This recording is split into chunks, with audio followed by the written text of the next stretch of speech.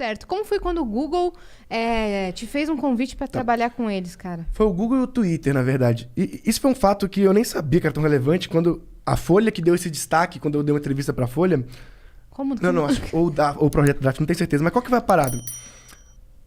O headline é bonito. Tipo, não, garoto recusou o Google e o Twitter. Mas na prática, não foi bem assim. No sentido de... eles têm políticas pra quem resolve bugs. E eu era uma dessas pessoas que resolvia bugs. E no Twitter, em algum momento, eu resolvi um bug do Twitter que, inclusive, a equipe do Twitter, nem tinha instalado no Brasil ainda, entrou em contato comigo para descobrir que bug é esse, porque era um bug que só acontecia com acentos, só em português tinha.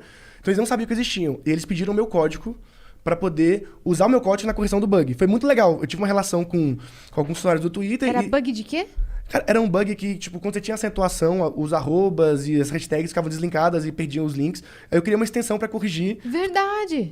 Aí os caras acharam isso legal e surgiu uma proposta. Tipo, olha, quando eu estiver no Brasil, eles querem que você trabalhe aqui. E o Google tinha sido um pouco antes, por causa dessa época de bugs também. Mas os headhunters sempre procuram talentos. E eu só não continuei. Não é que eu falei, não quero. Eu só... Tipo, não dei progresso nisso, não entrei, porque eu tinha muito medo de entrar. O motivo pelo qual eu recusei, que eu não quis entrar nessas empresas, é porque eu era muito novo e eu nunca tinha trabalhado com ninguém, nunca tive um chefe e eu tinha uns horários muito loucos. Eu gosto de trabalhar de madrugada, eu não sou subordinado, principalmente naquela época. Então eu falei, cara, ser contratado pra uma empresa dessa é legal, mas ser demitido em 2 meses é uma merda. Então eu tinha muito medo de ser demitido, essa é real, porque eu falei, cara...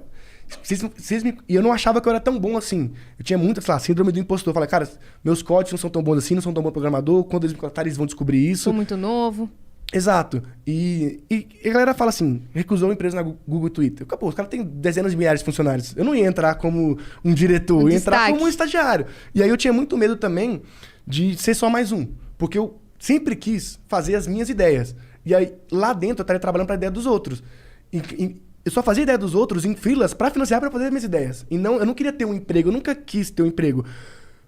Não porque eu não preciso de um emprego, não precisava de dinheiro, mas é que naquela época eu não precisava. Tipo, eu era adolescente, então literalmente eu tinha muito na minha cabeça. O momento que eu tenho para poder fazer o que eu quiser sem ganhar um centavo é agora. Porque quando eu ficar mais velho, tiver responsabilidade, tiver família, tiver filho e tudo, eu não vou poder me dar o luxo de seguir esse caminho.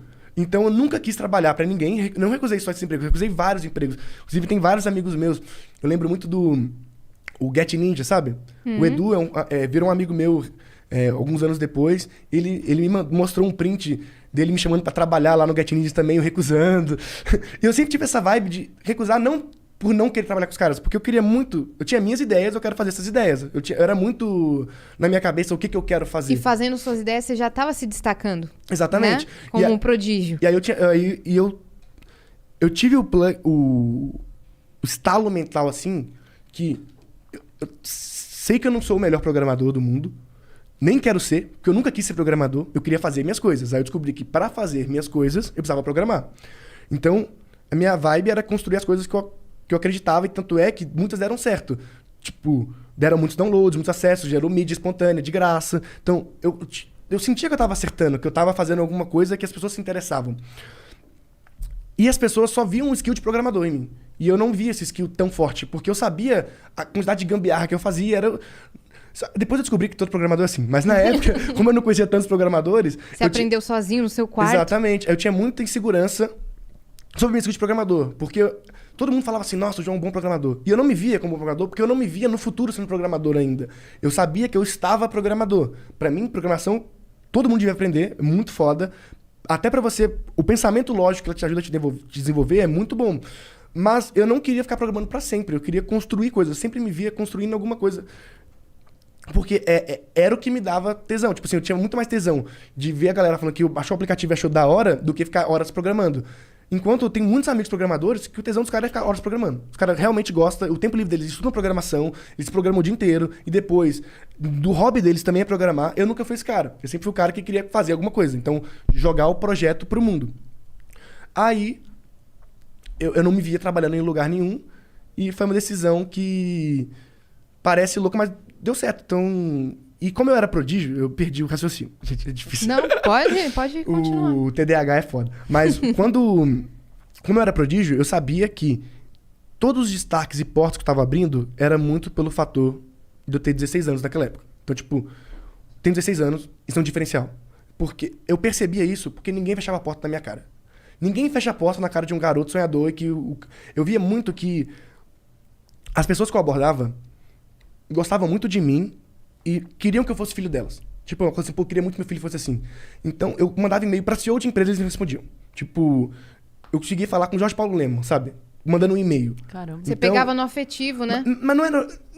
Hoje eu tenho essa visão, mas na época não era tão claro assim, mas eu sabia que era um diferencial pra eu ser jovem, porque quando eu conto minha história, pô, sou jovem, sou programador, tô criando uma parada, todo mundo fala assim, pô, legal, me dá um tempo pra... Por mais que não saísse nada, eu conseguia marcar uma reunião. Atenção. E eu achava que todo mundo conseguia. Aí depois eu fui percebendo que não. As pessoas, não é tão fácil assim falar com tantos CEOs, tantas pessoas. E eu falei, cara, eu preciso usar isso, porque quando eu tiver 25 anos, que é a idade que eu tenho hoje, eu não vou ter um diferencial mais por ser jovem, porque eu sou só mais um profissional. E aí, eu tive uma conversa com a minha mãe. Minha mãe é professora de português e é pastora também. Muito louco. E eu falei, mãe, eu vou largar a escola.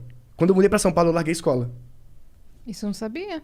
Eu nunca completei o ensino médio. Pouca gente sabe. Algumas pessoas sabem, mas por que eu não completei o ensino médio? Porque eu falei, mãe, eu tenho esse ano e o próximo de oportunidades que nunca mais vão ter. Porque eu não vou ter 16 anos pra sempre.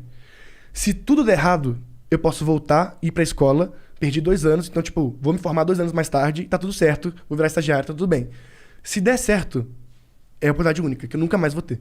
Então, era muito claro pra mim que ser um prodígio era uma... que eu podia passar, ou podia ser algo que eu podia construir alguma coisa. E aí minha mãe, sei lá como, louca, aceitou. Eu já era emancipado, mas ela sempre apoiou nesse sentido. E é isso. E aí foi isso.